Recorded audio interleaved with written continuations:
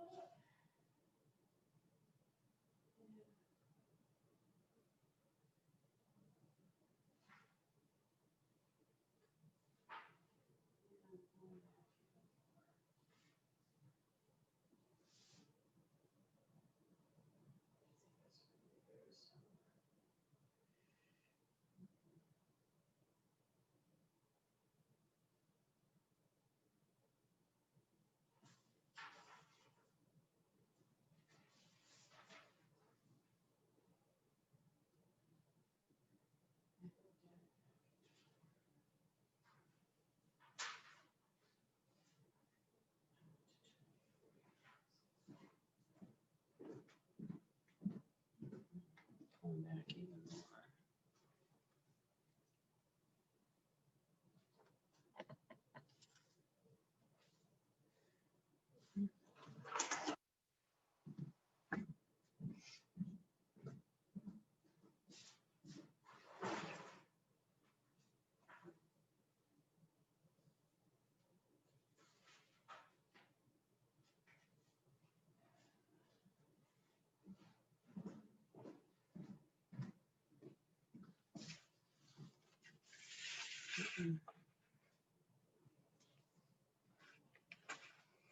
No, no.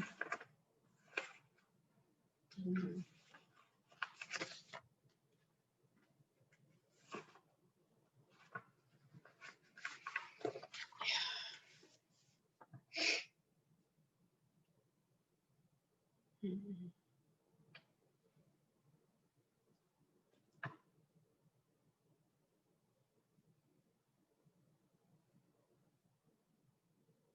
Mm-mm.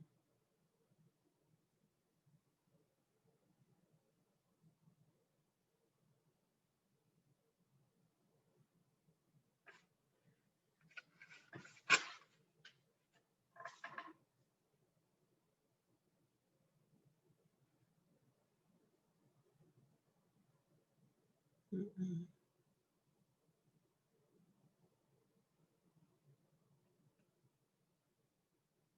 No.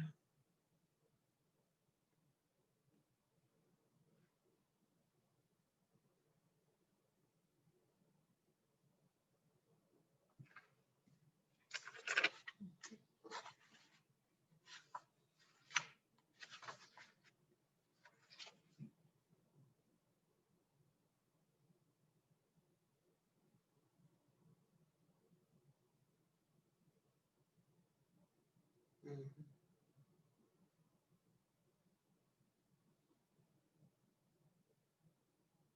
No.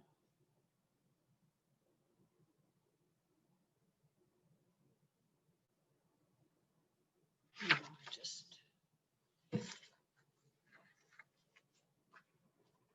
friends are telling me if I'm off here.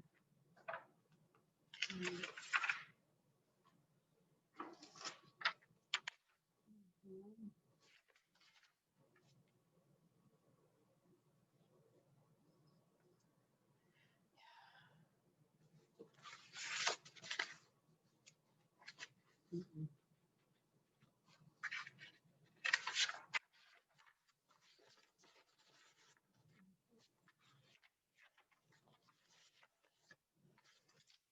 Mhm.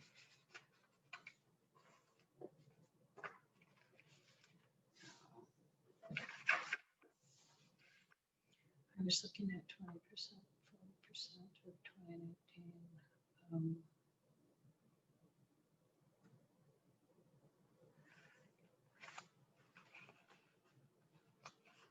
Yeah.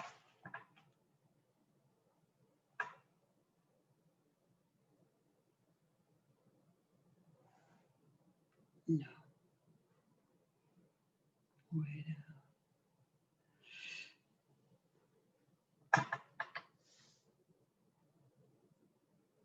Mm-mm.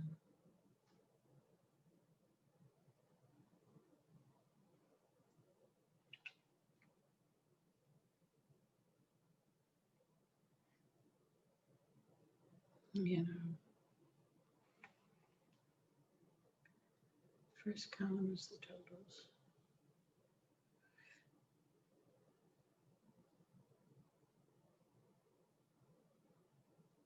Mm-hmm.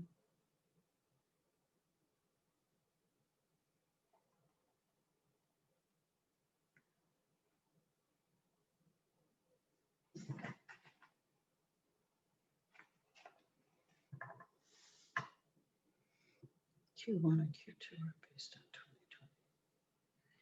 Q3 and Q4 stay with 2019 for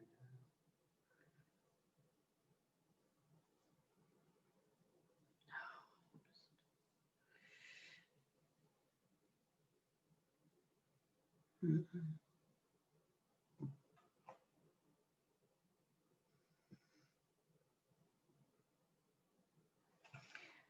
Yeah.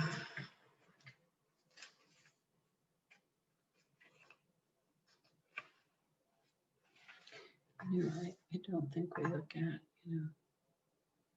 we can't compare to.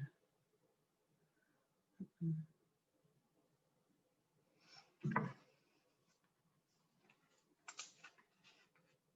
Mm. I don't think we can do that right now. Mm-mm.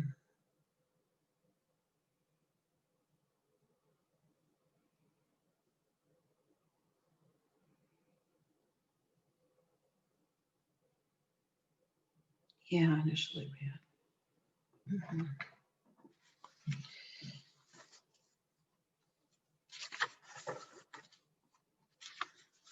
No.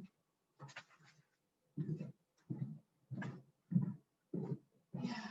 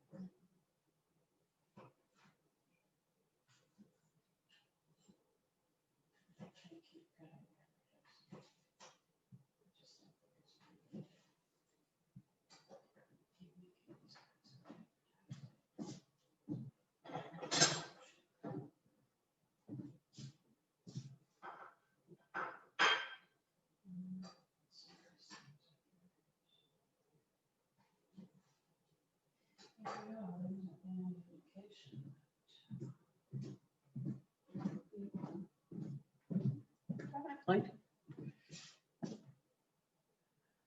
no.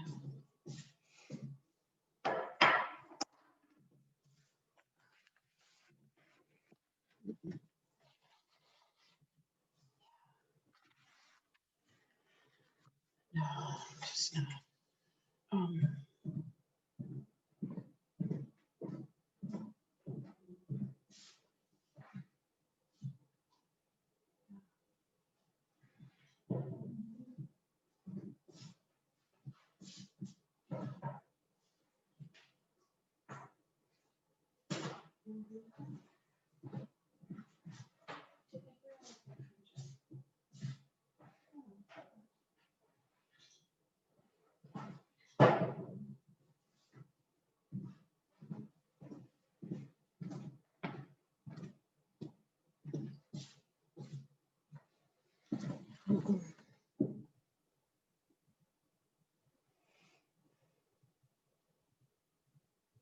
don't know.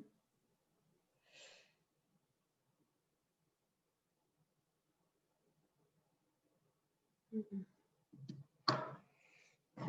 No.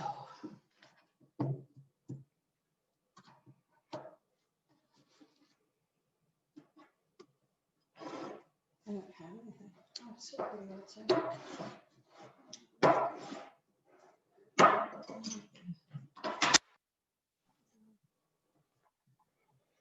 Mm-hmm. No. Hey. Oh, my camera is dark. 1 second. Oh. I don't know what the deal is with my laptop, but the camera, it doesn't recognize lighting very well, even when I hit like 4 dark. Like I'm sitting in a very well lit room and I'm looking at my preview screen and I'm still a little dark. Huh. Really? Yeah, this is weird. And so it looks to me like the lighting in the background is shifting periodically, like when you move. Yeah, this one side looks pink to me. And the thing is I have no special settings on. That's really weird.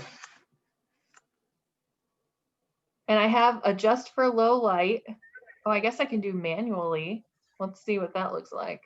I wish I could have a background image. I just have no good place in my house to sit. I could move, but this is where my office is. So this is where my desk is. And it's Hi, Jamie. just, hey. Hello. That's a nice background. Oh, thank you. Do you know where it's at? Looks like Hogwarts. Is it Memorial Union? It is. Well done. Yeah, the Great Hall, Big Hall, Great Hall, right? Yeah, yeah, Mhm. yeah. It's pretty. But it does look like Hogwarts. Well, it does too. I feel that way about Science Hall. It feels like it's straight out of Harry Potter. Yeah, yeah. How you doing? Good. Just, fighting the good fights. I know. So, I feel the same way. question. Do you want me to have my video off and whatnot until it's my turn to speak? I know some other committees run that way. That's totally up to you. Well, We don't That way you can go do whatever you want. We don't have a hard and fast rule, but if the video isn't on, you can be multitasking, oh, yeah. Well, yeah. you But know? I didn't know if there was a hard and fast rule. Like, I know I think the city of Madison has one. Oh, do they? Yeah. So. Most of the people that are on the committee and commission and council Zooms that I've been on, if they're not part of the committee, they leave their camera off unless they're addressing the group. Got it. Okay. So, but like I said, it's totally up to you. We're a little more informal. Yeah. Well, My camera keeps blowing in and out here, so I don't know what's up with that. We were just talking about backgrounds. For some reason, I can't do backgrounds on my laptop, and I don't know what you have to have in order to be able to do that. Oh, wow. Well, we're already recording. Why? Laura, maybe she kicked it in right away. She didn't want to miss any of this. I guess not. Free banter. The networking. Right. Hi, Laura. Well, I told Brandon that's that's the hardest part about not going to these meetings, like seeing the meetings in person. It's just chit chatting beforehand or whatnot, or Right. kind of going in and out. When's the last time you were at a face-to-face meeting? Ooh. Well, probably when we did 2 site visits in October. Mm-hmm. I think those were probably it, which, we're in such a bubble here, but it was like kind of a mental thing to like go into a restaurant and eat and all that stuff. So. No, right?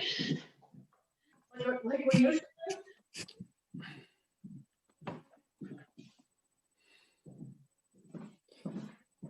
Laura, did you have a good Christmas? I did, not too bad. How about you? It was good. We just stayed here. Yeah. No traveling? no traveling, which was kind of nice, but Yeah, I'm sure different. I mean, yeah, we didn't get out of our pajamas all day on Christmas, so that was an adjustment. Is weird, but also not horrible. I mean, right. relaxing. Pluses and minuses to everything. Right. Actually, that sounds like it was kind of nice. Yeah. Relaxing. Pajama day. Mm-hmm. Did you spoil the kiddo? Oh yeah. Well, not just us, but she got plenty of love from family. So yeah, a lot of toys. How about your kids, Jamie? They're getting older, so it's hard to figure out what they want, but they have more than they need, actually. But Probably true for most of us. Yep. Hi, Jose. Hi, Jim. Hello. Jim, you in the office? Oh, yeah, Masked up? you got it. Hi, Kathy. Hello, everybody. Hello.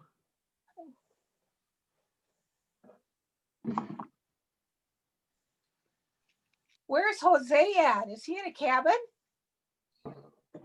Yes, I am. Oh, cool. Nice. What part of the Oh. world? But somewhere close to Hillsboro, Nice. Wow, how a little town neat. called Yuba, I think.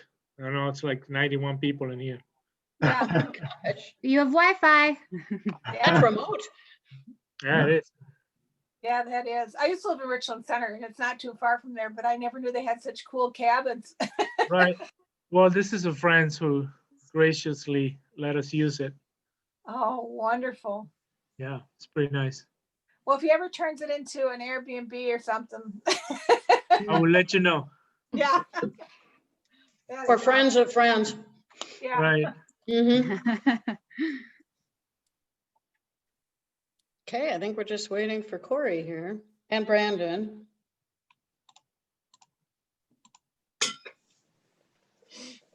I'm checking to see if I have anything from him. There's Brandon.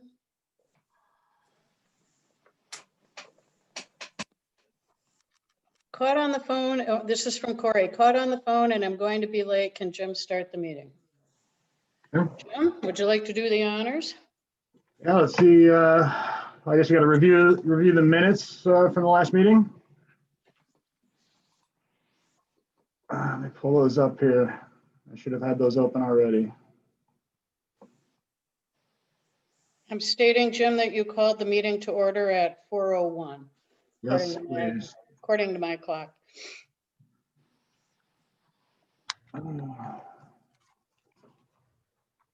Well, everybody get a chance to just look at the minutes, I guess, from our last meeting. Is there any concern? Yeah, I did. I thought they looked good and I could make a motion to approve those. A second.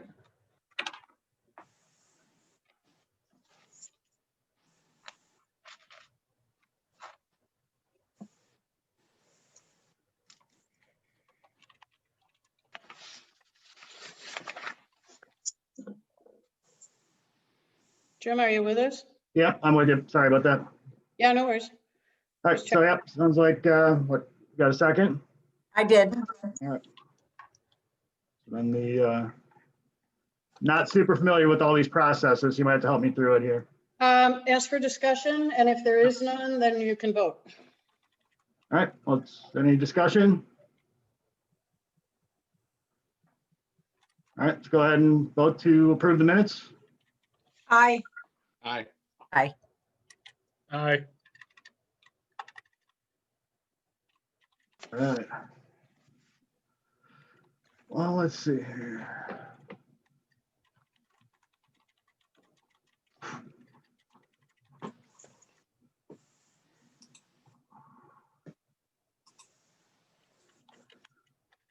It looks like Jamie's here to give us an update. Does that look like it'd be the next thing on the agenda? Actually, Jim, it would be hotel events and staff reports. All right, well, If you have anything you'd like to contribute. for fear of not sounding like a broken record, not much has changed here. You know, we've we've essentially pulled all of the forecasted group business out of our system through March. We've still got some things that are hanging on at the end of March, but I don't see them likely to happen. You know, individual travel is still next to zero. You know, our property as a whole right now as a company, we're shooting for 26% occupancy in January, if that gives you any idea. And of that 26% for our company, our property here in Madison accounts for about 4%. So we're on the bottom end of the spectrum for occupancy levels. We've got some other localities that are kind of buoying that up, but we're obviously struggling here as everybody else is. So that's all I've got for hotels. We've tried. I've tried getting hold of emergency management, National Guard, everybody I can think of to see if we can get in on this vaccine effort in any way whatsoever. And you know, there's very little action by way of response even on a lot of those things. But you know, I'm still hopeful that something might happen here in the next month or so with that. Even if our hotel's not involved, I just hope they start getting this vaccine in people's arms, because the sooner that happens, the sooner we all start singing a different tune. So, Are you suggesting that you would be a distribution I've site? offered everything, our space, guest rooms, parking lot, whatever could be helpful. I know that Tommy Thompson has offered up all the UW satellite campuses across the state, which obviously makes good sense for a lot of reasons as well. But you know, just trying to knock on every door that I can to find some business for us here. So we did have a walk-in from the Department of Defense back in December, and I thought perhaps that had something to do with the vaccination effort. And after some more thought, I think it might have had to do with the potential for martial law being instituted in the battleground states, actually, is what I believe. That's kind of sad. Yeah. That's true. I was like really excited, and then I was kind of bummed about it, because obviously we still need the business, but yeah, nothing ever came of that. But we actually received a phone call. It was on a Saturday afternoon in December, and then the following Monday we had a guy show up here on property and did a property walkthrough and went through a 12-page questionnaire with us, and never heard anything else from that. So it is what it is. But What's the first piece of group business that you have coming in then, Jim? so we have a couple of dance competitions booked towards the end of March. And then the NARI Expo moved to March. I'm actually working with Kim. She's not sure how she feels about the whole idea yet, but you know, there's that Madison home store that's happening down at Monona Terrace next month. And you know, we're looking at possibly doing the same thing with a NARI home store, if you will.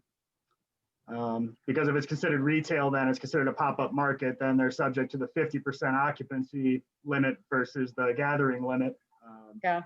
So I was just working with Kim on the math today as to how many people we could technically have at her show, to see if it's, you know, number one, will be attractive enough for her to sell booths, and number two, you know, going to be beneficial for her vendors. So it sounds like they're leaning towards doing that. We also have the golf show that's going on in March, and he desperately wants to hang on to his show. So I think that's going to be rebranded as a store as well. What kind of meetings though do you have coming? Not a thing. I've got a 10-person federated insurance meeting coming up next month. Got a 2-person meeting happening Thursday.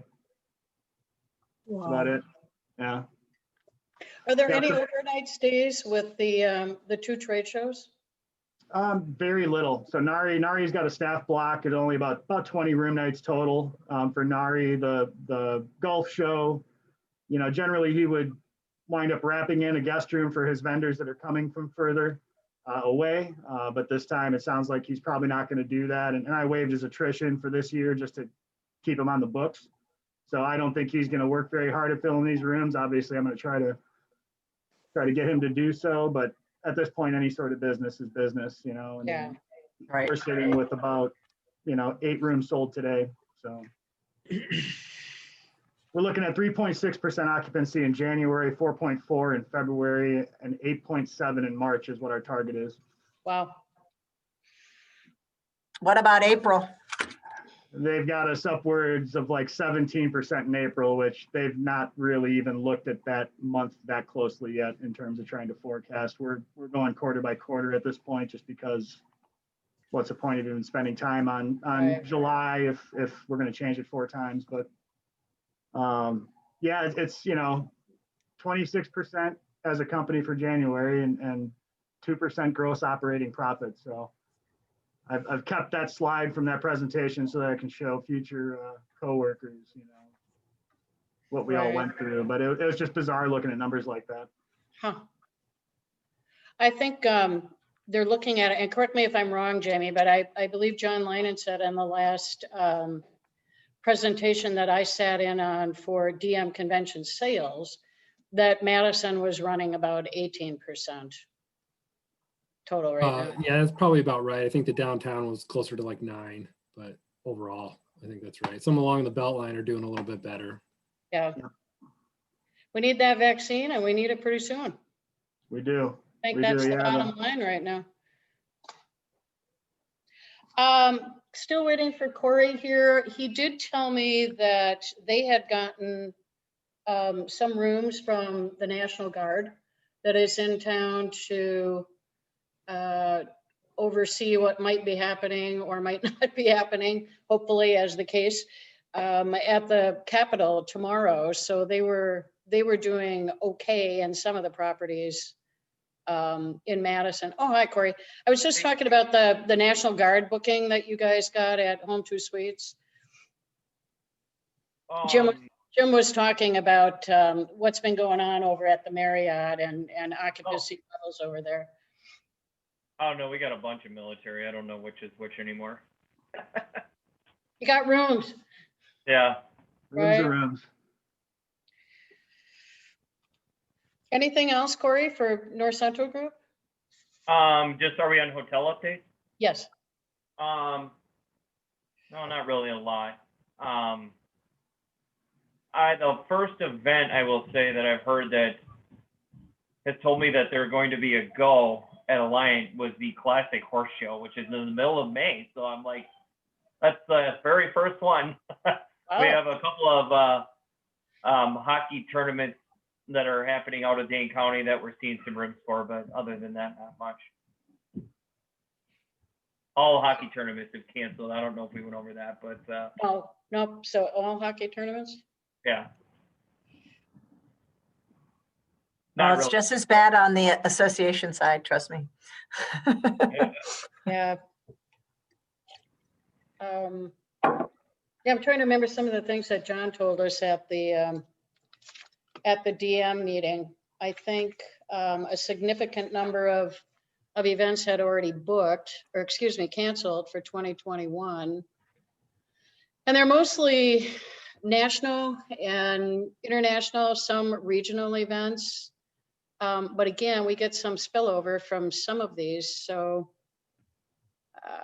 we need a vaccine and we need public health of Madison and Dane County to try to start working with us Yeah. on A events. lot of the rights holders are pretty frustrated. Sure, Jamie can attest to that too. Yeah, yeah, Jimmy can fill us in on how that isn't going, as the case may be. And I'm sorry, we're still at 10, right, in Madison? Right? 10, 10 indoor and 50 outdoor. Yeah. yes, yeah. You could be down in Florida, they let everybody in a room. Yeah. Well, that's funny because one of the wedding venues we work with, and she's just outside of Dane County. They don't have any restrictions. She has her first wedding in May, and there's like 200 people coming to it. Oh. But I attended I had to fill in for somebody. I attended the wedding show up in, they moved it out of Madison and moved it to the Dell. So they sent all of us up there. We were safe. And then if we get COVID, we're just bringing it back to Dane County anyway. So it doesn't make a whole lot of sense. I don't think it's smart to have so many people yet still in a room, but Not that many. that's my personal opinion. Yeah. Yeah. So, Yeah. we're Well, I think- working with Colorado and they're at 100 Per room? in Colorado. Yeah. 100 per room? 100 per meeting room. Mhm. I think a lot of, like, some of them that I've been talking to locally here, they're like, if they could just give us 50, you know, you can space it out with 50, you know, it's, to me, the whole thing with 10 is strange, because you could have like a ball, you know, like the convention center at like the Marriott versus like a little boardroom like we have that's like 500 square feet, and you can have the same amount of people. It just doesn't make a whole lot. Yep. No, it's amazing. I'm working with a property in Colorado, and even for 500 with social distancing, we're taking up a space that normally could fit 2,000 or 3,000 people, right? Yeah. Because we have to have the 6 feet per person. So it's really insane. Yeah, it's strange. Just like Sauk County, I'm trying to think of like the counties that really closely border us. I talked to one of my friends. I just work bartend part-time with Alliant, and she actually works with Dickie's Barbecue out of Middleton, and she said they've been doing a ton of events, done over 100 people, and they've been pretty busy. Well, maybe that's why we still have COVID. They're taking them just outside the county is what they're doing, because there's nothing, you know, they can't do it in Dane County. So, you know, Sauk County and, you know, counties really close to us, they're probably, I mean, not doing great, but they're doing better than us.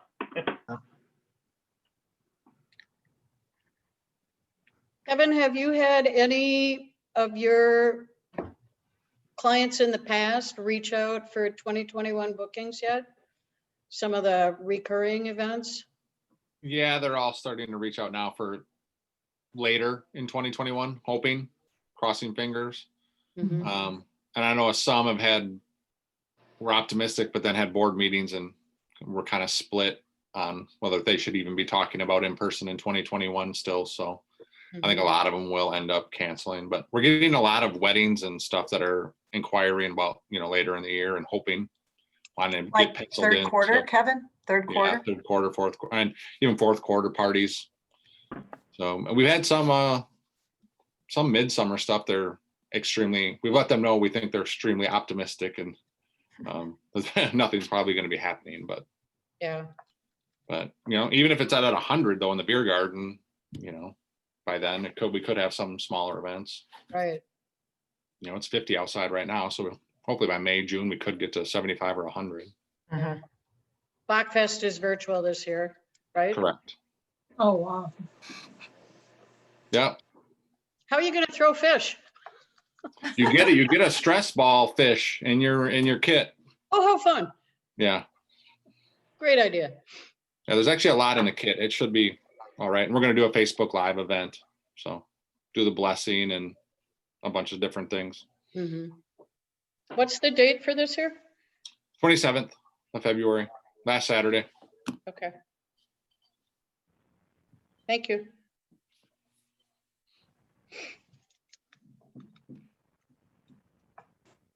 Are we moving on, or?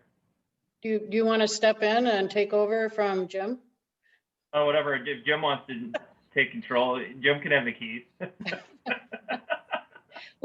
We do have a couple of staff reports, if you'll indulge us.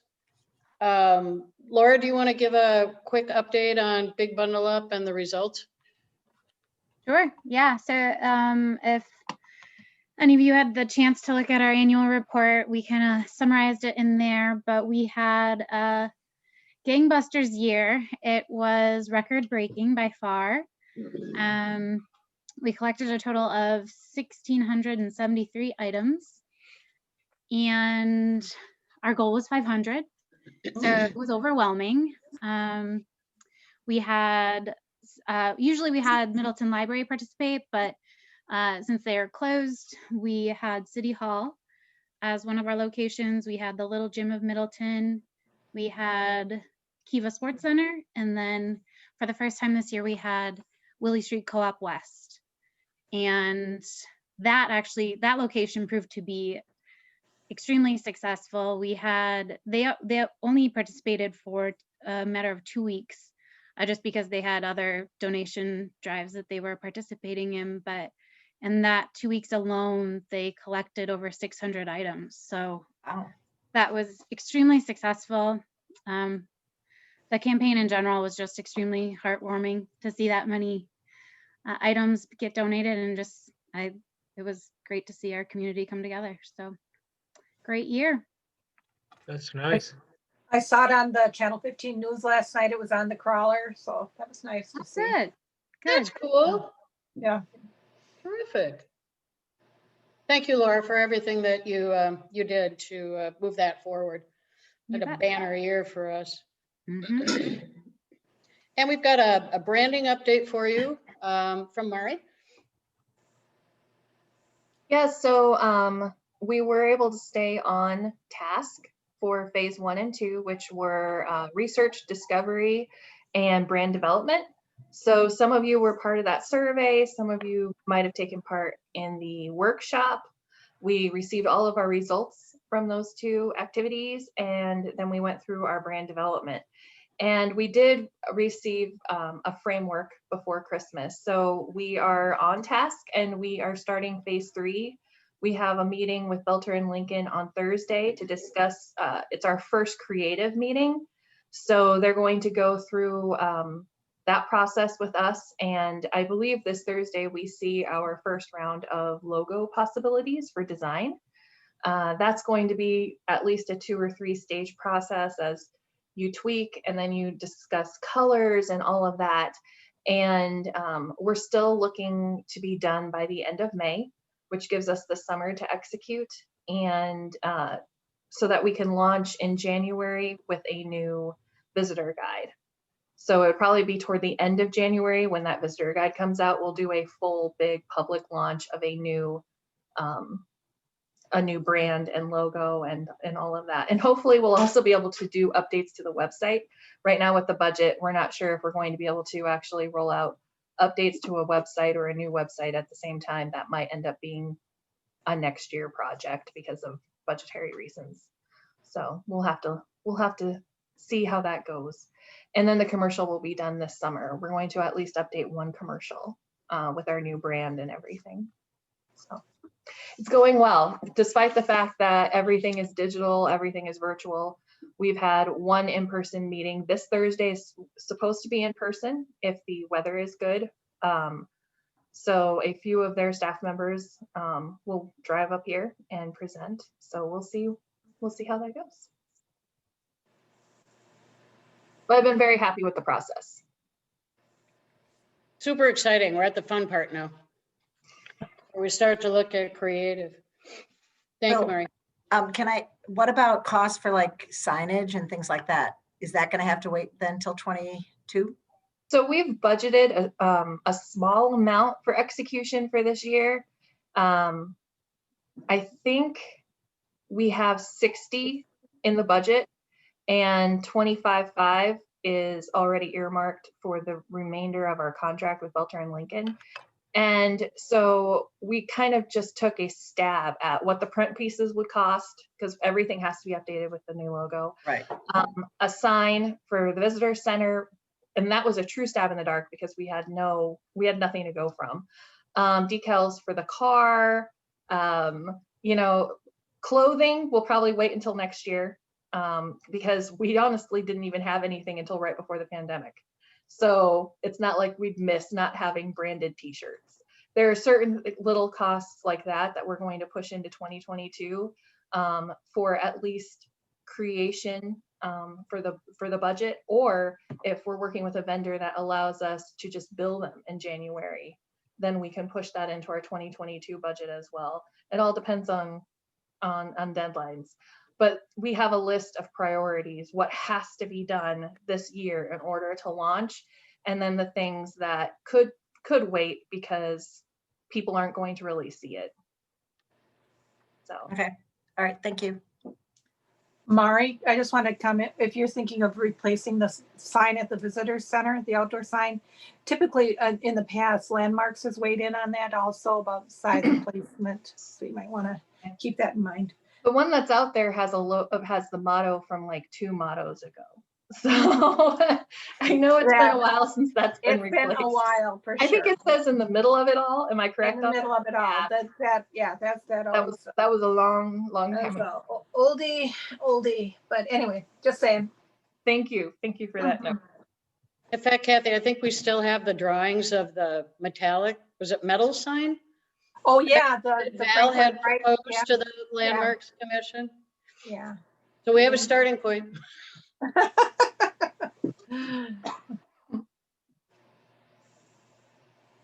Anything else, Mark?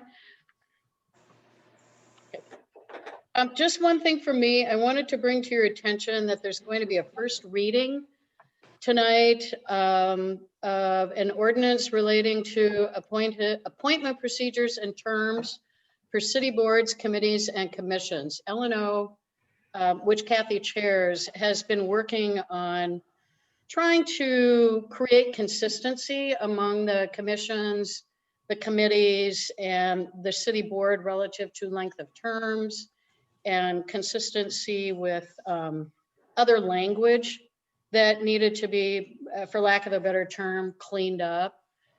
Laura, if you want to pull up the tourism section You bet. of what's being proposed tonight.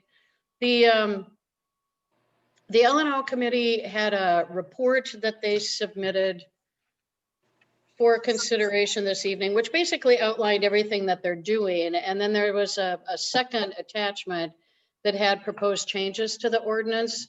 So this is the Tourism Commission section, and really it's very minor. We had talked about changing the terms, and I told the committee that I was supportive of going with 2-year terms. However, the state statute does indicate that terms are 1 year. So the city attorney decided to leave that for now. If we want to try to open that up at some other time, we certainly can. But in looking at what some other cities have done, the commissions all seem to be adhering to that 1-year term. And then the other thing that we added in section B, that first sentence, the state statute has language that indicates the representative of the hotel motel industry has to be Wisconsin based. And we just added the city of Middleton, which also makes it consistent with the city ordinance for the restaurant industry representative. Interestingly enough, the state statute only has language specific to one member of the 6-member commission, and that was the hotel member. So again, nothing major for us, but I just wanted you to be aware that it's on the council agenda for tonight. And Matt did do, excuse me for interrupting you. Matt did, the city attorney did do a little bit of reformatting on it, so it reads, it looks a little cleaner than the current ordinance does right now. I was just gonna say, so just so I read it, so it's basically saying you need a minimum of 1 of each of those? Is that really all it is? Yeah, Okay. right. And again, that was the municipality. The municipality decided they wanted to have a person from the restaurant industry and a person from an attraction as part of the composition of the committee. Kathy, if there's anything you want to add, Well, please. yeah, that had been in the ordinance before. Is that something you want to retain? That you have an attraction? I think that's a good idea for us. Okay, good. Yeah. I think so too, yeah. Being that the Tourism Commission is made up mainly by the Wisconsin statutes, we didn't do a lot of changing to this one. So, and tonight we could suspend the rules and adopt it, eliminate the first reading, go right to second reading if we wanted to. So, but it's a big enough change that it wouldn't probably hurt to make sure people get to look at it twice, so. Mhm. It was really a Herculean effort on behalf of the city attorney. I think this conversation's been going on for 2 years that I can Well, remember. one for sure. One thing they wanted to do is make sure that the committee appointments are in place at least by the 3rd Tuesday in May. We've had examples of where it had strung out for a longer time, and it was difficult to. I think Lori at City Hall would have a hard time keeping track of all the different little nuances, but that was one thing that we did want to make consistent. So. Unless anybody has any other questions or comments on that item, that's all I have, Corey, for staff. Cool. Well, we can move forward then. Hand it over to Jamie here. Jamie, did you want to talk about the grant application for curling? Or did you have anything to add? Brandon can talk about it. Oh, is Brandon on? I didn't see him, sorry. Jeez. Oh, there he is.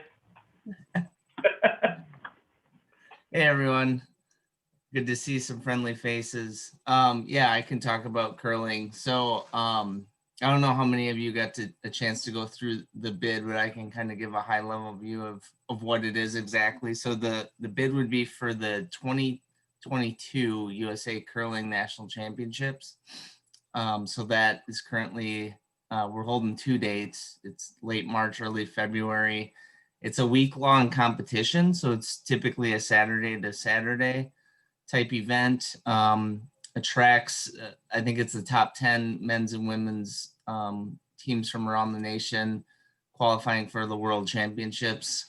Most recently, it was held in Spokane, Washington, back in 2020. So we've partnered with the Madison Capitals and Capital Ice Arena to make a bid, which we successfully submitted actually earlier this week. The request is for 20,000. That might seem a little high, but it's mainly to shut down the rink for a week, and then also just the displacement of the teams and the typical revenue sources that the Capitals would have coming in. We're also looking to build out and enhance the bid through a partnership with Capital Brewery. I saw Kevin's on the call here to do some sort of social welcoming VIP event as well for the curling athletes and their coaches and staff and things like that. So the last time it was hosted was in Spokane. Like I said, it had roughly 950 room nights total and roughly about 500 to 600 visitors per day as far as spectators in attendance.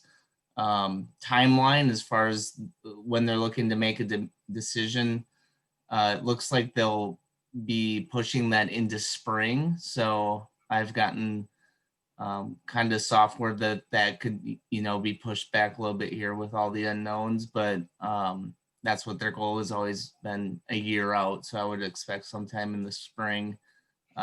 It was supposed to be hosted in Cedar Rapids this last year. They had to cancel that event. So I would assume that Cedar Rapids and Kalamazoo, Michigan also seems like they're in the running as well. So those are kind of what we're up against. And that's kind of a breakdown of what we're hoping to accomplish with that particular bid. If anyone has any questions. I was just going to throw in there too, the origin of this lead came from the team's virtual event. I mean, I know you guys talked about it before, but we just discussed this back in November. Was that November or was that, I don't even know, October, November? Yeah. Somewhere. Whatever it was. Yeah. But we used grant funds for that. So that's kind of where this came from, just so everybody knows. Yeah. Yeah. Thanks for pointing that out, Corey. So where's the event currently going to be held? Is it Stephen Point or? No, so the USA Curling's based out of Stevens Point. That's where their headquarters are currently at. So that's probably why you might see that in the application. Got it. We're looking to host this at Capital Ice Arena next year. Then one of the other things I'd point out too is pretty unique about this opportunity is it is currently scheduled to be 2 to 3 weeks after the Winter Olympics take place. If you guys remember back in 2018, how popular curling became, especially after the Hamiltons performed as well as they did. So I would expect that interest and awareness of the sport, could be at really peak levels at the time. Hopefully we're in a different world at that time too, where we can host something like this. So yeah, those are kind of the high level items. So Brandon, when would you need the funds? The funds. I know it's not until after we win the bid, but I mean, after, let's say they award it to us in March of this year, when do the funds need to come to you? They would ultimately be used by the Capitals team for marketing and promotion of the event. So Okay. that, you know, it's hard to say exactly when the funds would be used. We'd be obviously working with the Capitals to figure out what's the best use of those funds to get, you know, as many tickets sold as possible and increase awareness and exposure for the event. Right. Well, and I appreciate that. The reason I was asking, because it says that it would be used for facility fees as well, but they're also going to split the facility fees with marketing for they're going to be responsible for the marketing as well. Correct. And paying for like the hospitality event at Capitol Brewery. That's kind of an add-on expense that we kind of created with them to enhance our bid. So that's one of the costs that would go into the general expenses. Is this, and this might be more for Julie, it seems like a lot of money for, I mean, I know it's almost 1,000 room nights, but is that pretty normal? Because it's under 1,000. That just seems like a big amount compared to what we've done in the past. I don't think that we've ever granted $20,000 for one event. It doesn't mean that we can't. I would just mention to the committee that, or excuse me, the commission, that we have $30,000 in the budget for MASC. And Jamie does a terrific job of monitoring what he has. So if they're asking for that amount of money, I'm pretty confident that it's an amount that they'll need in order to be competitive and get the bid. Is this an event that we possibly can get other years in the future, or do they like to move it around the country? It does move around, but I would say that they do come back to communities where they have good experiences. So like I mentioned, Kalamazoo, Michigan, they've hosted their event at the Wing Center there a few times. This particular event, I think fits really well with their Midwest, because a lot of their teams are coming in from those areas. So and a lot of them like to drive in. So this location makes a lot of sense. And quite honestly, for as much history as Madison has with the sport of curling, we haven't hosted a nationals in, I don't know, Jamie probably knows, but probably what, 8-10 years? Yeah, I think around 2014. The other thing that I would add is it's 9 days, so the facility costs do add up a little bit more with this. And then also it's not just a typical hockey setup, because they have to dimple the ice and do other ice making things to get it suitable for curling. And I can send you we have a projected budget as far as what the expenses look like. They estimate that it's going to be in excess of 100,000 or right around 100,000. So when they factor in all the ice time and staff costs and things like that as well. I appreciate your answers to those questions, and I wasn't trying to mean that the dollars weren't necessarily needed. I just know we have a very limited amount of dollars for grants, and that would take a big chunk away right out the gate. But we may not have a lot of people coming to us with grants in 22. I don't know. So that was the only reason I asked. So, or in 21, excuse me. Absolutely. Thank you. Any other questions at all? Or does anybody want to make a motion or? I want to make a motion to approve it. I think that would be a good event to perhaps catch in future years if it's possible. So are you motion to, I'm assuming full amount? The full amount. Mhm. Okay. I'll second it. All right. Any other questions or discussion? All those in favor say aye. Aye. Right. Anybody opposed? I don't think we've ever had anyone opposed, so. That motion carries. Thanks, everyone. Yeah, thanks a lot. It's gonna be a great event. Now the pressure's on me. Yep, That's right. it can happen, or we're gonna need some money back from teams a couple months ago. We can move on. I think Jamie. So I don't know. I'm gonna say, is Jamie doing this, or is Brandon helping, or who's handling this part?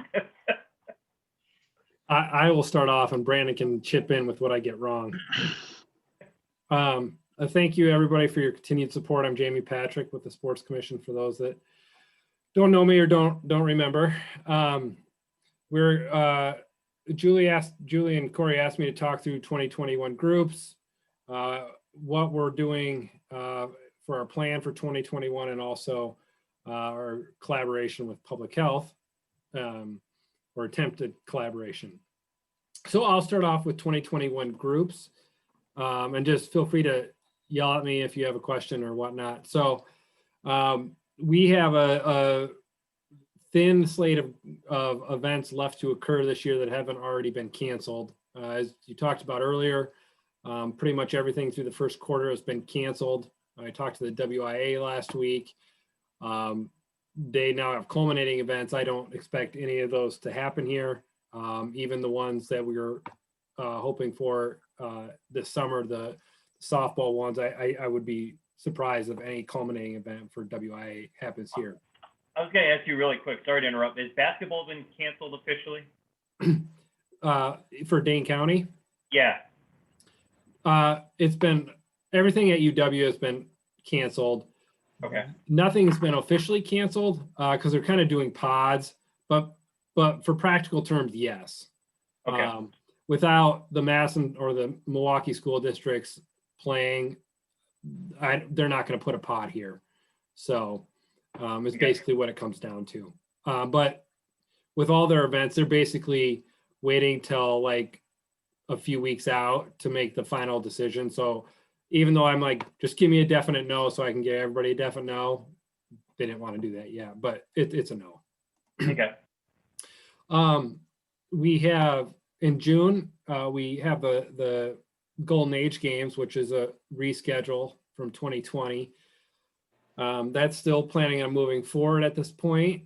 They have scaled it down and eliminated some sports to try to get it all in and try to present the best case forward. Golf is still happening. Pickleball is now gonna happen at Hitters. I was actually gonna be at Cherokee. I know that there's some events that were at the Marriott that are not gonna happen anymore. But we're still trying to get that one in, at least as a hybrid type of event for end of June. Brandon's got the Volk Sport Association, which they want to host theirs in June, which is downtown Madison. Volk Sport is walking. In July, small town baseball and CrossFit are still planning on moving forward at this point. August, we landed the USA BMX National Championships in DeForest. We're working on planning that. And then kind of as we round out the year, Ironman, and then a couple of events that we're working on creating, the Isthmus Bowl, which is the D3 college bowl, which between like the second place team and the WEAC and then a neighboring conference. They need to get final approval from the chancellors when they get air, but everything sounds good for that one. And then we created a high school basketball tournament with Madison College, which, to start building some December business. In terms of what we're doing this year, we've continued to focus on relationship building, staying out in front of people, staying in communication so we know what's going on. Most of our goals are activity related goals right now. We've got 2 touch points coming up. We're working with Sports Wisconsin to host typically you guys support a sales trip, but this year we're doing a virtual event around the Super Bowl. We're going to have prop bets, which is like, how long is the national anthem? Any kind of bet that would happen around the Super Bowl that doesn't include the final score. It's just for fun. You can win prizes. There's no money involved, but we're going to unveil those at an event and then have people play as they submit their answers, and then they'll get final results after the Super Bowl. So we're looking forward to that on February 5th. We also are bringing back the morning sports report. We're going to do that virtual. We tried to bring Ken Pomeroy in. If you like college basketball or you like stats, this is probably for you. After the selection show in March, he's going to talk with us about data and how to fill out your NCAA bracket, which should be really fun. If you're a numbers geek, you probably know who he is. And what is fun about that is it was when we were trying to do it last year in person, we were getting a lot of people from data sciences at UW and just different people to connect with and expand our local touch points. Again, all those groups that I met with, we're doing a lot of client consultation. What we're seeing is a lot of people are delaying making decisions as opposed to doing things twice. So we'll see longer timelines for decision making, which makes sense. Creating new events and tweaking on. In 2020 we really prioritized outdoor events like the BMX thing to see what we could work in. I think as things open back up, we're going to have a crunch on venues as leagues and things like that look to restart, but we do think sports is going to be the second thing back after visiting family and friends. So, and then also we've happening at the end of February and beginning of March, we've created the fundraiser, which is a play off the term fundraiser with a new triathlon country club for triathletes is what they call it at Endurance, which is located on the Beltline. And basically it's going to be, you go and do your swim, bike, run, and then you exit in COVID safe manners. And we're going to raise money for the youth grant, which allows us to get kids into sports, which also gives back to the community and then will help us restart the economy too, as we start playing here locally as well. So those are kind of what we've got going on. I'll take a pause there and see if there's any questions before I talk about public health. I got a few, just event related. For Golden Age games, are we reducing blocks or what's our, like, we got a lot held in Middleton right now. I mean, is that like, are we scaling that down or? No, I think they thought they had underblocked before. So Okay. At this point, they're going to keep it as is. And the transportation plan is still supposed to be the same. Okay. So we'll just leave that for now. And then what is the likelihood that CrossFit proceeds without fans? That's a loaded question. Hard to say at this point. I mean, if it's not public knowledge or whatever, I was just curious, just if we could.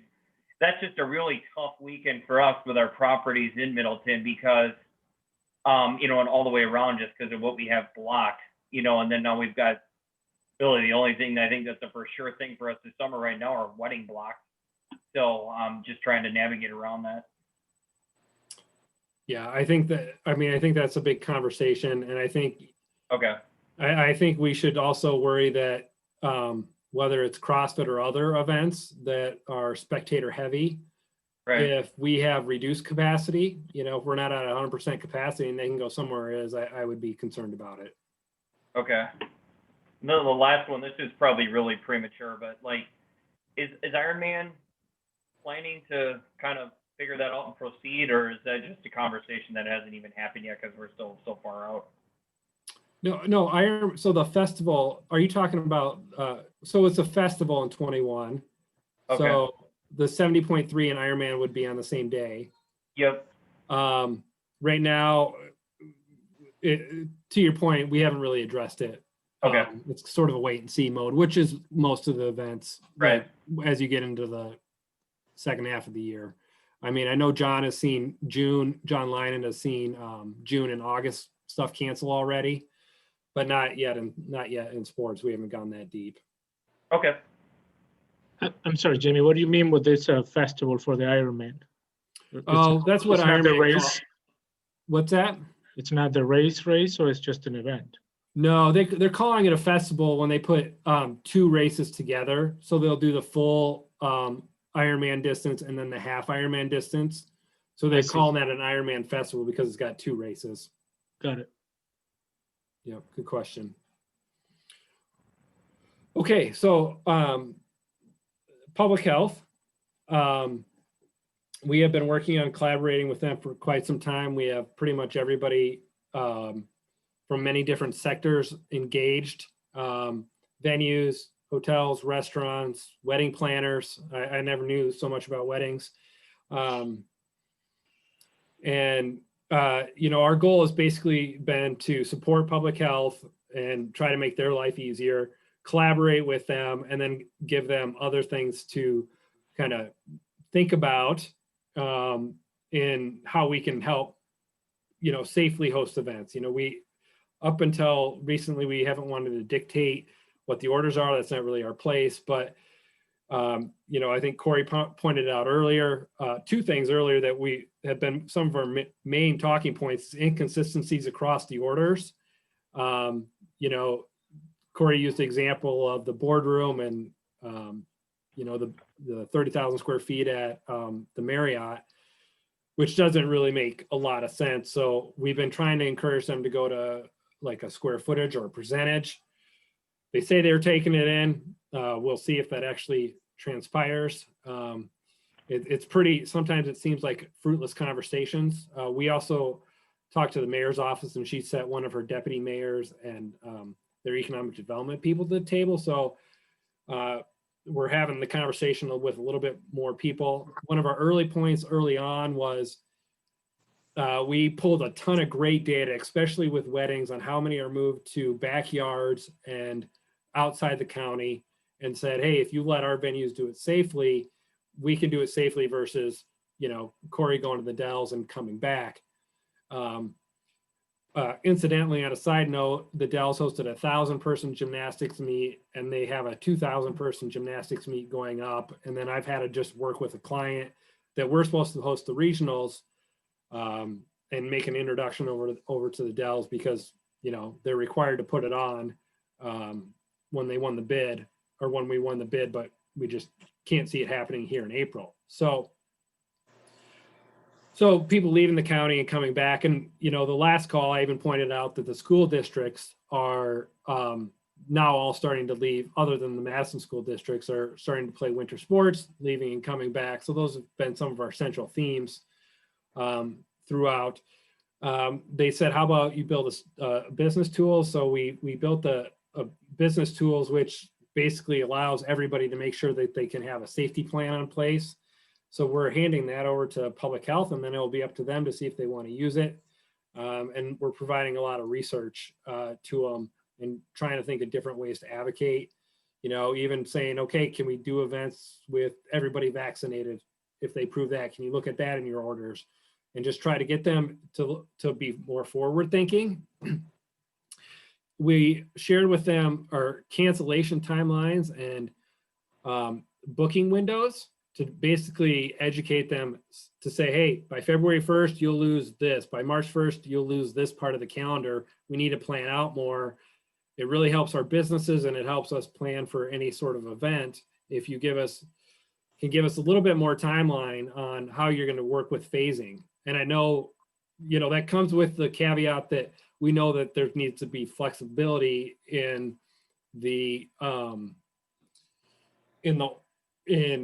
if the pandemic gets really bad here, that might have to change. But we want them to think farther ahead, so that at least we can say to some of those June, July, August groups, hey, this is kind of where we think it might be at. We can't say for sure, but or else we can tell them, hey, we have a duty also to protect our clients, and if they feel they have to go somewhere else, then we want to. It's not right for us necessarily to stand in their way. So it seems fruitless, but that's basically where we're at and how we're looking at different ways of continuing to advocate. So that's what I got. That's what I know. Anybody have any questions? Yeah, I think my big question to them is, do they realize how much money they are losing in taxes in what goes to their general fund. I mean, I know the Room Tax Commission is meeting next week to talk about adjusting the 2021 budget for beneficiaries of the room tax in Madison. I mean, that whole part of it just blows my mind. I don't understand why that doesn't have impact with anybody. And maybe that's rhetoric. I'm not expecting an answer, but there's got to be a way to get to them through the economics of this.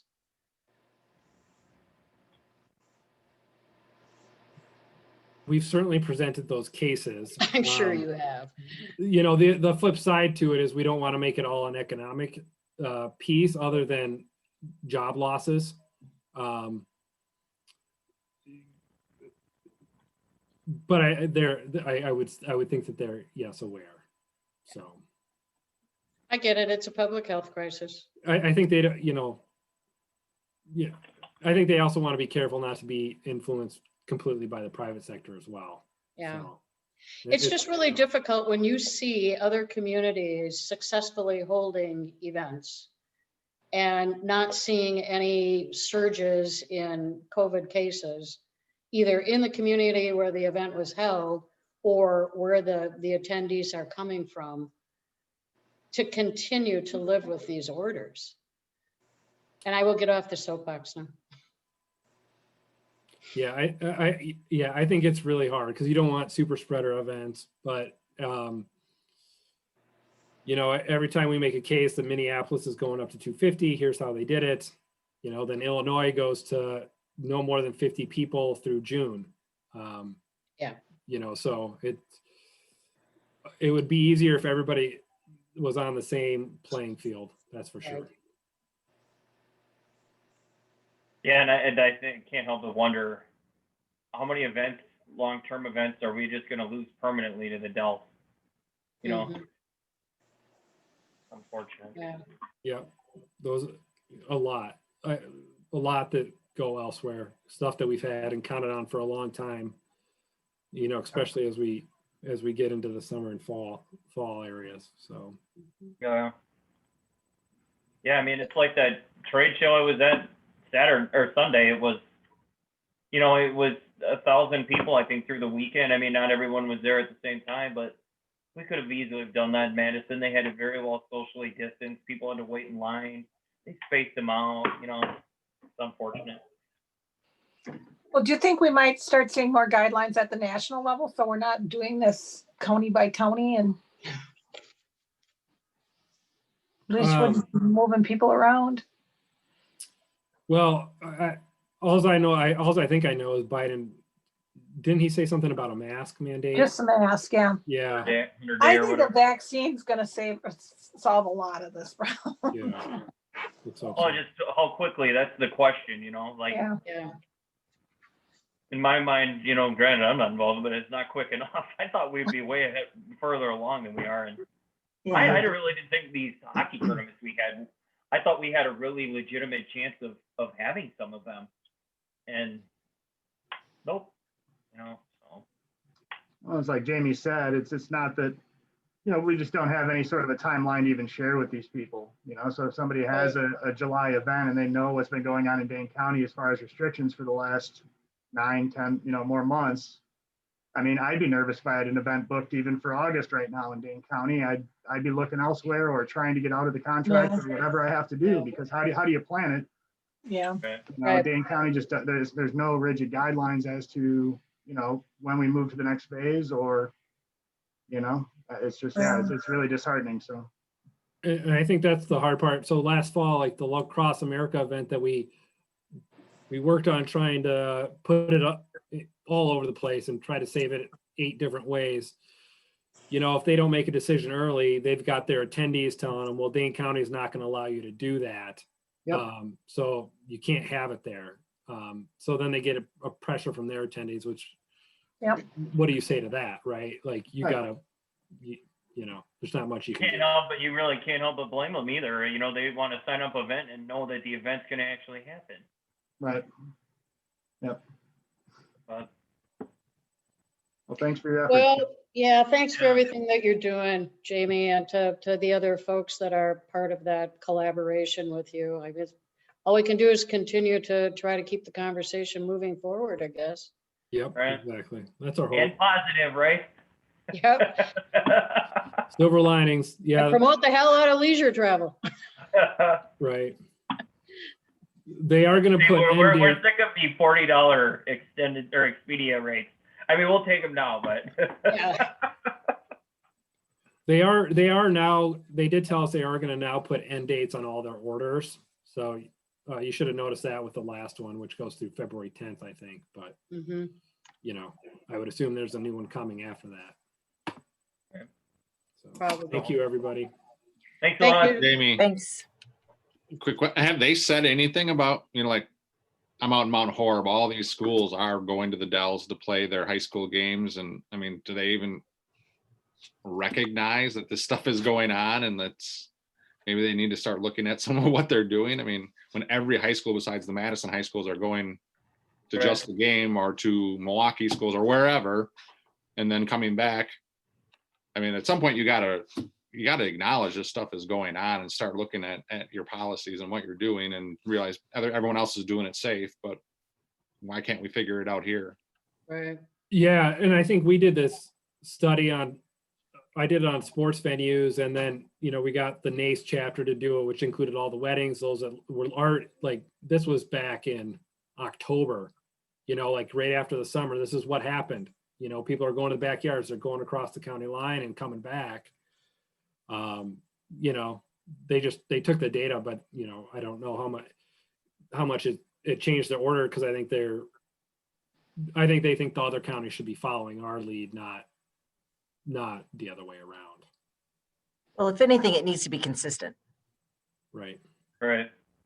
Yeah. So. Yeah. All right. Anything else, or should we move forward? Cool. Thanks a lot, guys. Thanks, you Have a guys. good one. Thank you. Julie gets to enlighten us now and hopefully not put us to sleep. Let me just rub some salt in the wound. This is going to be exciting stuff. Oh, God. Laura, can you bring the deck up for us, please? Yep, no problem. I was really very astounded when I heard that Madison was running at 18% occupancy. That was an aha moment.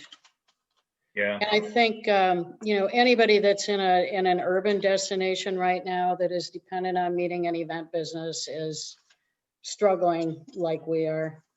Well, and you just got to wonder how much not how much, we know the county is significantly impacting that, but what is it, like I heard like a market, Oklahoma City, I think is running at like 60 something percent or something like that. And, like random markets like that, it's just crazy.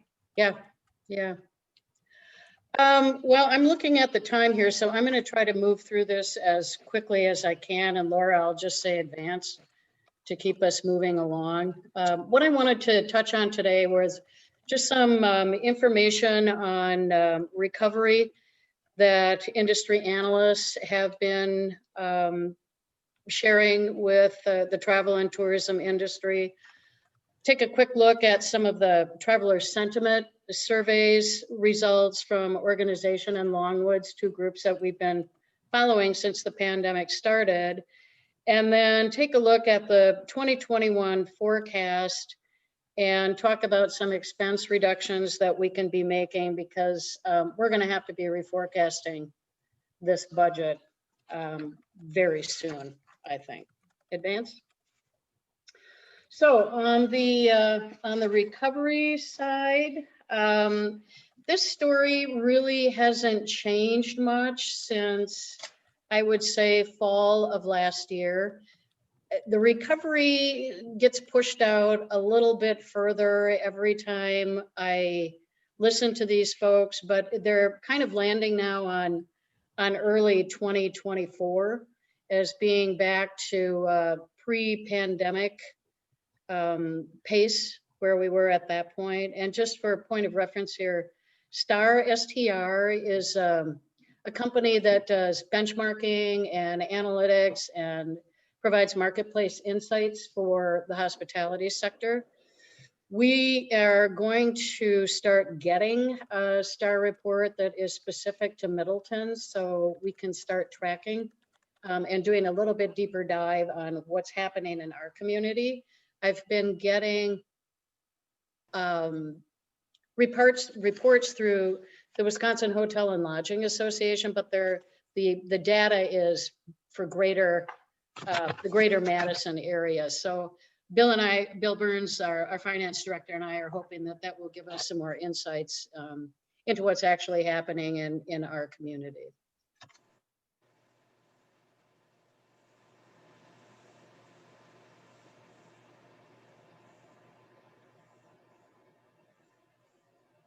Oh my gosh, I'm so sorry I was muted all that time.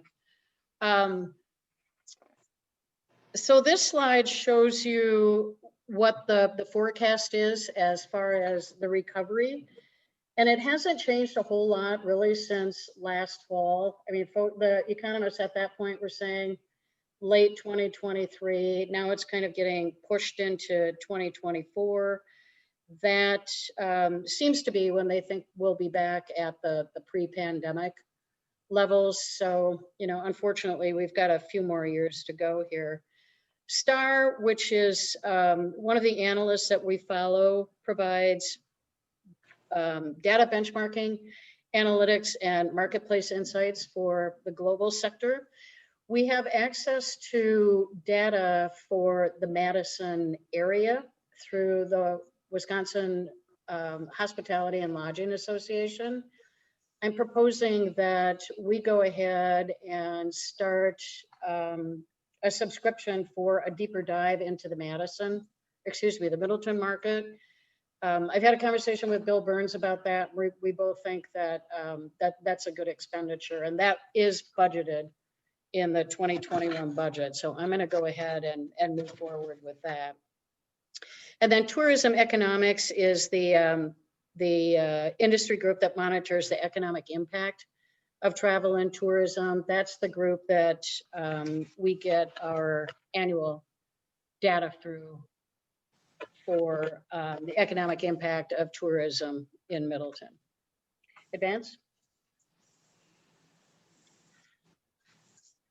This slide really gives you a good snapshot of what the analysts are saying that we can expect over the next 3 quarters. And I think it mirrors pretty well what we heard from Jim earlier, from Corey, what's going on with North Central Group, the comments that Jamie has shared with us. I mean, the bottom line is it's going slow, and it's going to continue to go slow until we can get this vaccine distributed. And then I think the next question is going to be, how do you monitor folks who have gotten the vaccine versus folks who have not gotten the vaccine as it relates to attendance at events? That's a whole nother can of worms I don't think we want to approach today, but conversations are starting to bubble up around how that's going to be monitored. I think, based on what Jamie said, we need to support vaccination efforts. And as a tourism department, we will certainly continue to promote local safety and health protocols to our visitors. What we do next is going to be dependent on public health, Madison and Dane County, and when they adjust those numbers on mass gatherings. Advance.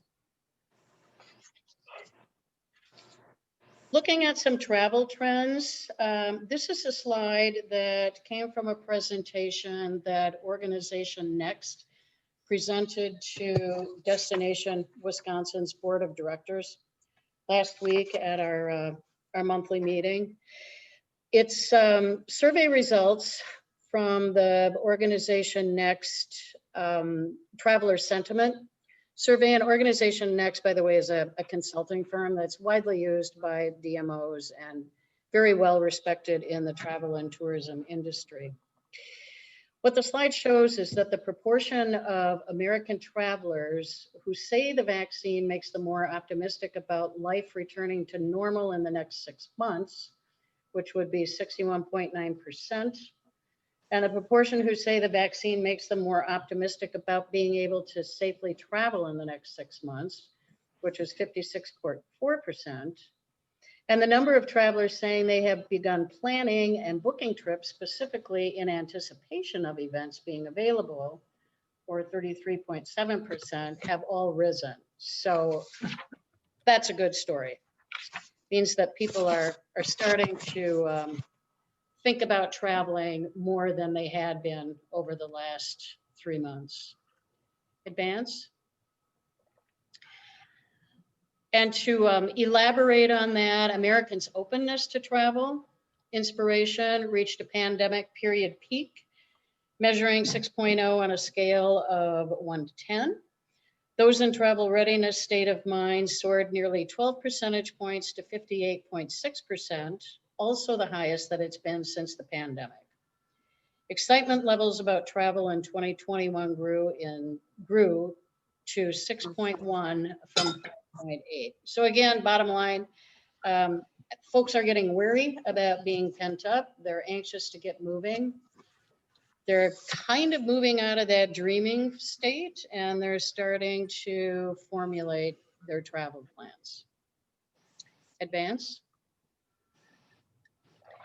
According to the most recent Longwoods International Tracking Study of American travelers, about 50% are planning to visit family and friends on their first trip this year, with the vast majority traveling by car.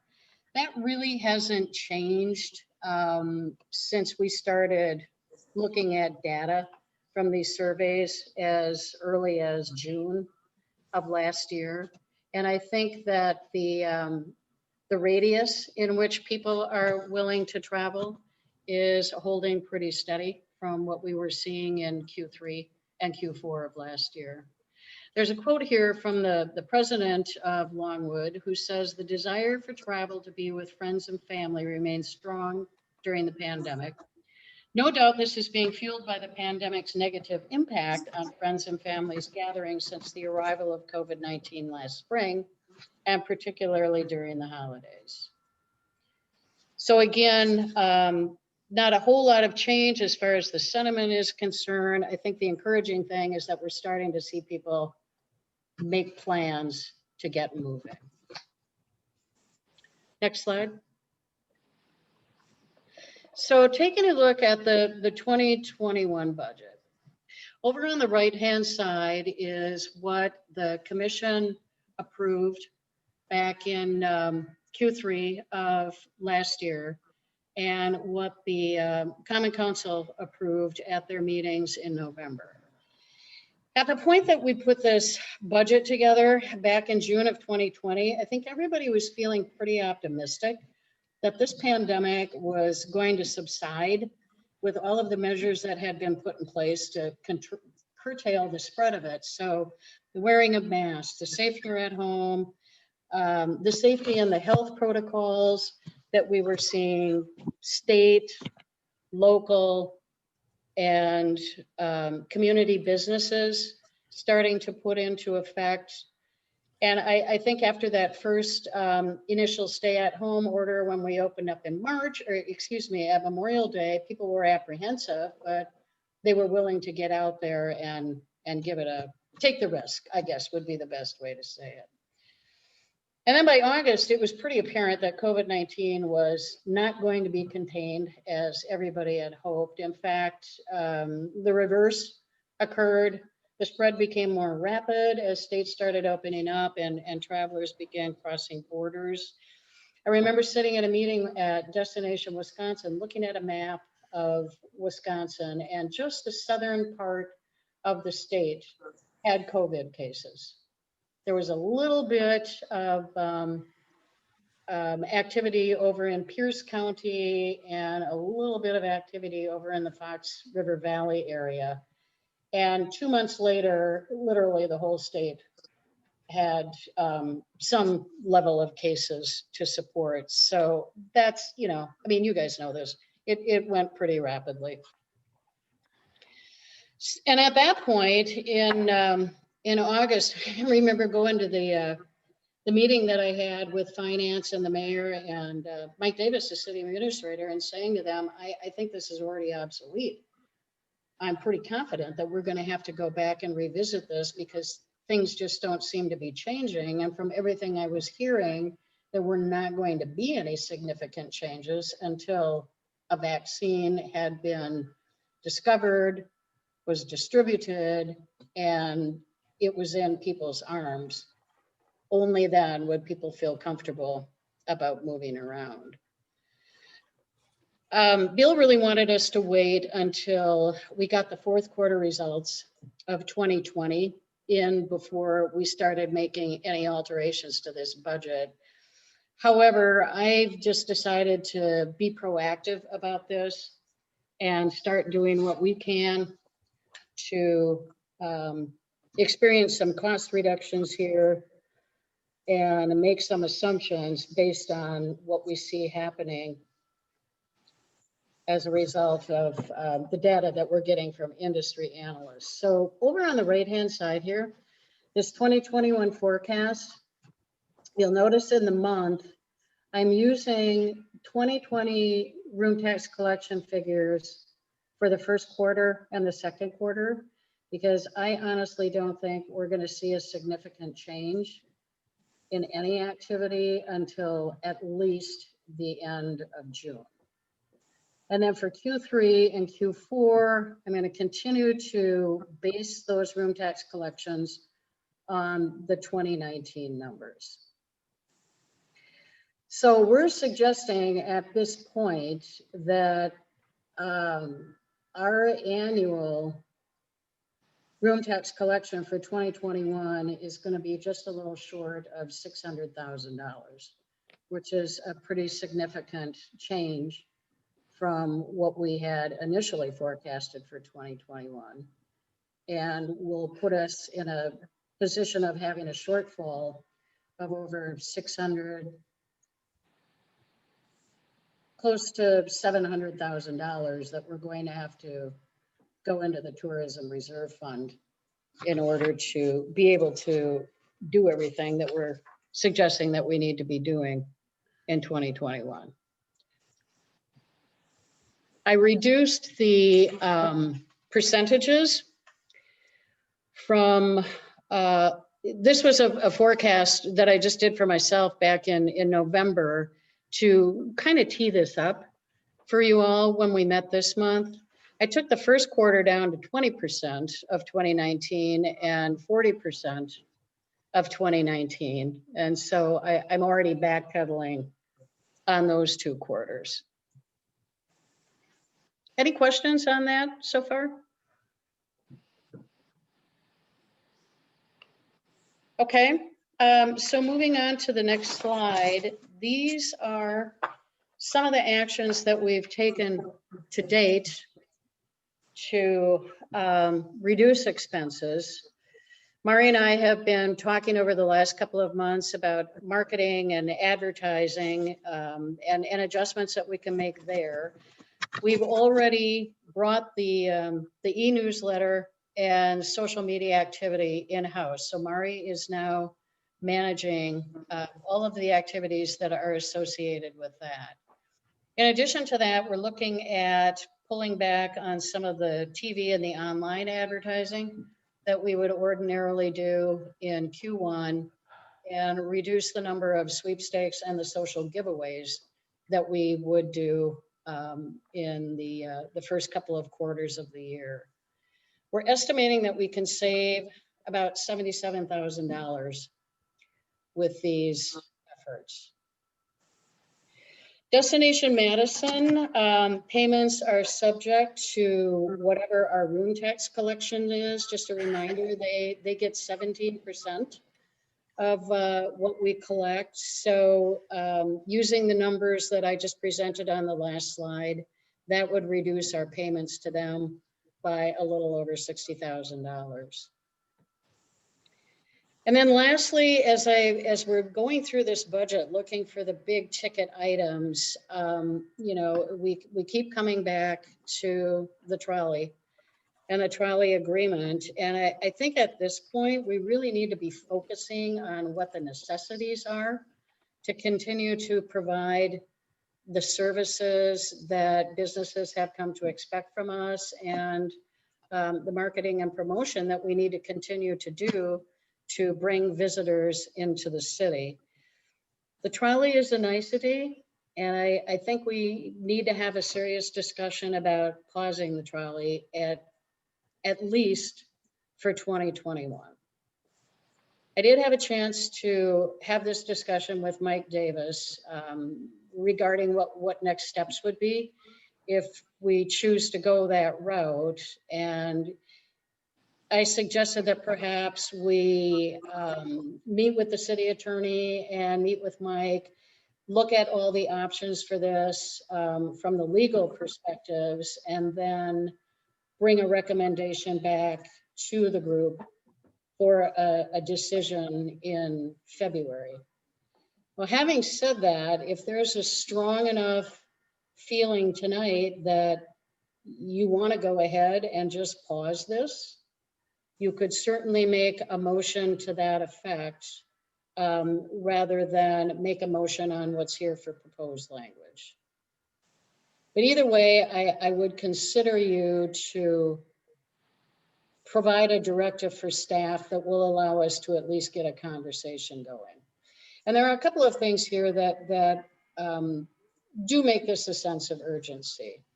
I don't think it's fair to the vendor, to try to drag this out for the next couple of months while we debate the pros and the cons of it, because he's already got staffing issues with his business.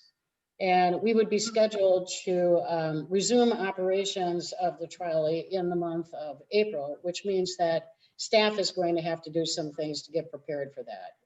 We have to redo some of the brochures, some of the signs. There's some logistical execution work that needs to take place that will also have some additional expenses associated with it. So, I would encourage you to move forward as quickly as we can with whatever direction you want us to go in. I'm not, I don't have hotels and restaurants, but I think from a fiduciary standpoint, I think that's the wisest thing to do. And it's a huge chunk of money.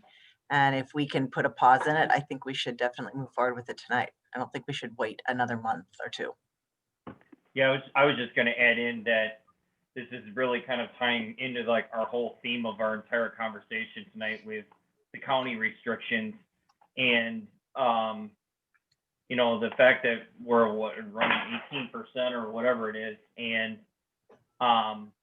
if, I don't really think we have any answers on anything until the county does something. And then at that point, you can look at it, but from, to kind of what you were saying about working with him as well to set the expectations, it's probably, I would say, the best bet at this point was all of this, keeping in mind, this puts a dent in it, but certainly maybe covers a third of what we're projected. Who knows?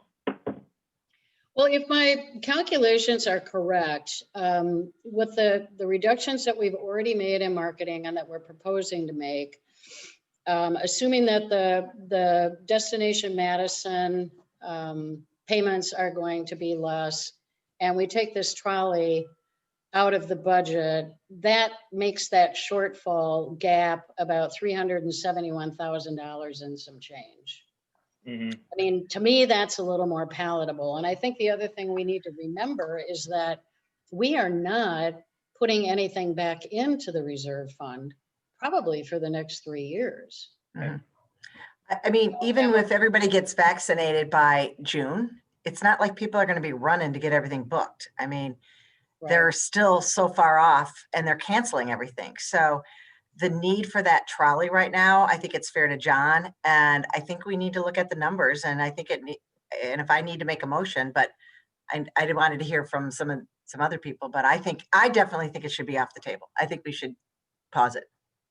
I'm in agreement with Susan on it. I mean, we're not looking at having any serious amount of guests here unless Golden Age Games occurs, for the foreseeable future. And I mean, even when we did have large groups, sure, there were some times where we had specific groups that would make use of it, but a lot of times you advertise it and people wouldn't write it anyway. So on a year like tonight, or a year like this year, I don't see the need to wait on it. And I think John's a pretty understanding guy and he's been a good partner. So I think that, yeah, getting that information to him as soon as possible is the right thing to do as an organization. Now, I would think, Jim, oh, excuse me, go ahead. It was yourself echoing. I was just going to say, I would think to Jim's point, if there were occasions when we would want to lease the trolley for events, that could be an option Yeah. that we would ask Badger Bus Lines to consider and, give us the same rate that we're being offered under the contract. But honestly, I mean, Golden Age Games was the only one that came to mind where we might want to ask to use it again. Yeah. Yeah, they're mostly flying in and whatnot. So I mean, they may or may not use it. And I don't know what you've got at hotels, if anybody's driving any of your vehicles anymore, but some of the hotels do have vehicles. So, And I guess oh, I'm sorry, Susan. I was just gonna say, if you're looking for a motion, I mean. Yeah, I mean, we will need to entertain a motion. Just from our standpoint, we are not operating any transportation currently. We're actually using Badger Bus. Okay. Our DM is currently running shuttle when he's not doing laundry or cleaning guest rooms or working the front desk. Okay. So I guess then I make a motion that we do pause the trolley. I commend the staff for coming up with the $77,000. I think that's awesome. Yeah. Great job, you guys, on that. But the $154,000 to me is a no-brainer. And I put a motion out there that we pause that for this year. Are you, just to clarify, is your motion to pause the agreement for all of 2021? I am. And then I think we work on them on a case by case. Yeah. And then I think we work with them on a case by case basis. Okay. I'll second that motion. All right. So we got a first and a second. Now, do we want to discuss this any further? I feel like most of us have chimed in, but does anybody else have any opinion on that, or? I mean, can even 10 people get on the bus right now? Well, that was when I went to the city attorney last summer to have this conversation, that was one of the first things Matt said, who wants to get on a bus? I think the Number one, I was just going to say for transportation, as far as I know, because I've been involved in these conversations on the motor coach side, I don't think there's any limitation on the transportation in terms of passengers. It's just like the airplanes. There's no limitations there either. I could be wrong on that though. Okay. Well, my motion still stands. And John did say that he had safety and protocol measures in place because of the school bus operation side of the house. So I know that he would do everything he would have to do in order to have it be safe. I just question if we can perform. I mean, if there are no guests in the hotels, and if folks that are coming to visit family and friends, chances are they're probably staying with family or friends. Well, your data just showed that most people are going to be driving. Yeah. So. Yeah. So. Any other discussion on that? Otherwise, we can go ahead and vote. All those in favor say aye. Aye. Aye. Anybody opposed? All right, motion carries.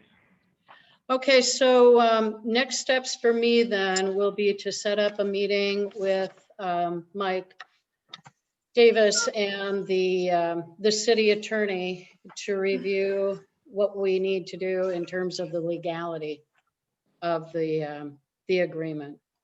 So if you can go to the last slide, Laura. So these are next steps for me in terms of 2021 budget reforecasting. We will wait until the Q4 report comes in. I will meet with Bill, show him or share my thoughts, I guess I should say, with him of what I'm proposing in terms of a revision. Then I believe the process will entail bringing it back to the Tourism Commission for approval, and then it will go to Finance and the Common Council. I'm speculating on that because I've not been through this before, but that's the process for anything else that I've worked on that had significant expenditures associated with it. And then we'll just continue to do the best we can to control expenses as we move through the next quarter. I do want to just preface any additional remarks relative to reductions by saying we really can't cut this advertising budget any more than we have. I mean, if anything, I would like to see us be creating and developing things that speak to safety and health protocols that are available in our businesses and our lodging properties here in Middleton. Put some videos together, you know, encouraging people when they're ready to travel to consider Middleton as a destination. I would hope that the state will share some of the funds that are anticipated to be forthcoming from the federal government. The new version of the CARES Recovery Act funds, that the state will consider granting some of those funds to the Department of Tourism to administer grants like they did in 2020 for marketing and promotional expenses. You know, you hold out hope for that, but being realistic, I think at this point, controlling expenses is the best way that we can manage the budget. So thank you. I was just gonna say I support all that. I think getting the message out still is so important. So yeah, especially because people are starting to actively look now and actively start to plan. We want to try to be as close to top of mind as we can. And I think that we'll be an attractive destination because of the outdoor assets that we have available here.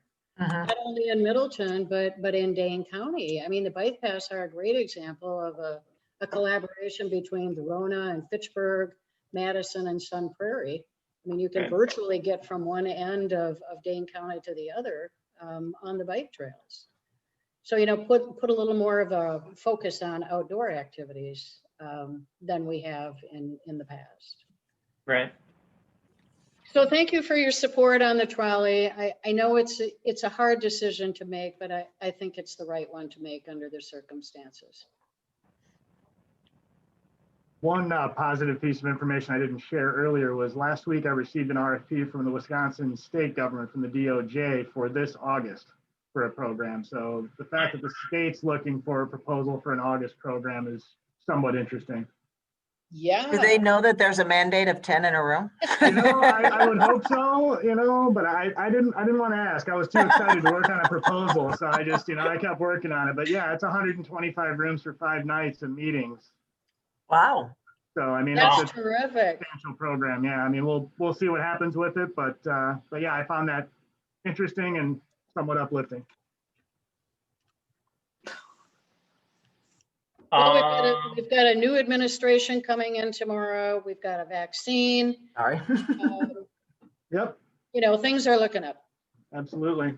Fauci said at the end of last week that he expects it to be weeks and not months before the Johnson & Johnson and the AstraZeneca vaccines are approved. Well, that's nice. Yeah, Awesome. that Johnson & Johnson can be stored at room temperature. It's transported as like a powder that the pharmacist then mixes, and you know, it's so I mean that really could be a game changer for us. Awesome. Is that everything then for the budget? Yeah, that's all I have, Corey. Thank you. So the next item up is, the last item up is any items for our next meeting agenda. And I guess one would be just coming back with recommendation on pausing of the trolley from the city attorney and the city administrator.